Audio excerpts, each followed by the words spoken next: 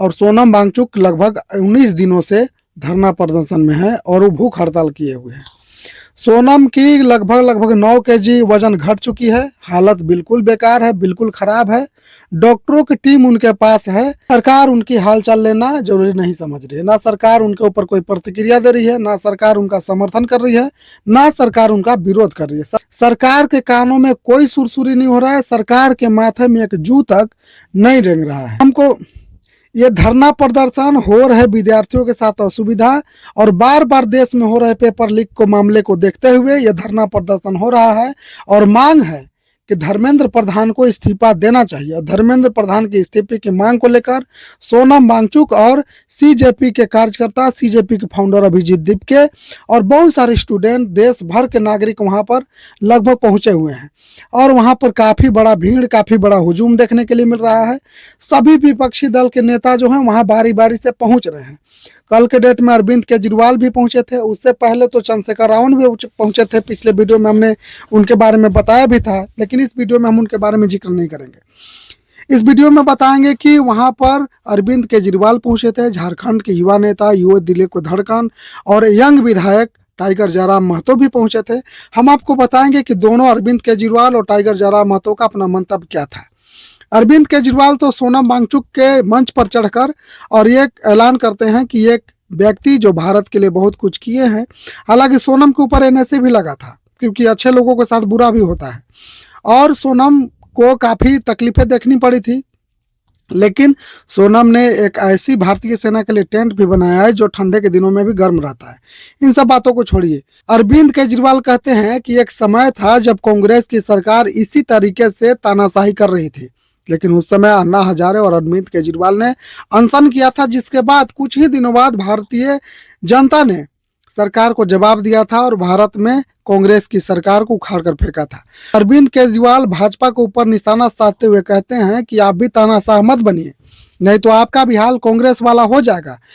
जैसे कांग्रेस को भारत के लोग भारत से बेदखल कर दिए थे सत्ता से, उसी तरीके से आपको भी भारत की जनता सत्ता से बेदखल कर देगी और बच्चों की मांगों और देश की जनता जो मांग करी उस पर अमल कीजिए। लेकिन देश की गवर्नमेंट को इसकी कोई फर्क, कोई परवाह नहीं है।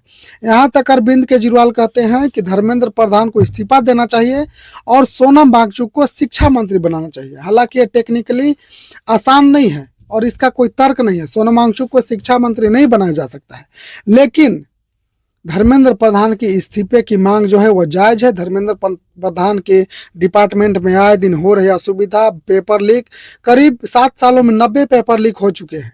अब वहीं जयराम महतो जब वहां पहुंचते हैं, जयराम महतो से न्यूज पिंच वाले पूछते हैं तो जयराम महतो का बाइट होता है। जयराम महतो बताते हैं कि हम एक युवा हैं और साथ ही एक स्टूडेंट भी हैं, एक विद्यार्थी हैं।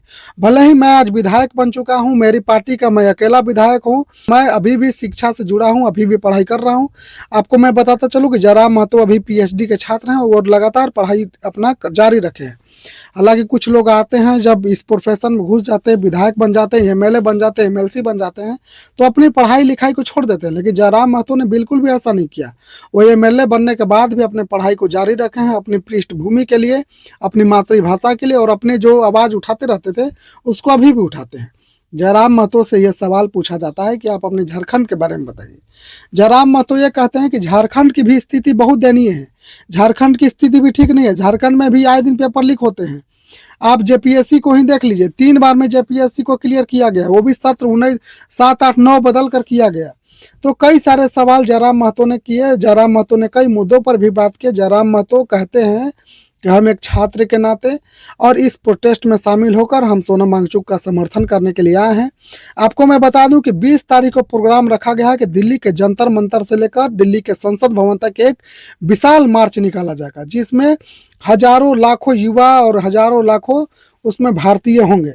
और उस मार्च का सिर्फ एक ही मकसद होगा, एक ही मांग होगा कि आप धर्मेंद्र प्रधान से इस्तीफा लीजिए, किसी जिम्मेवार व्यक्ति को भारत में शिक्षा व्यवस्था को कार्यभार संभालने के लिए मौका दीजिए।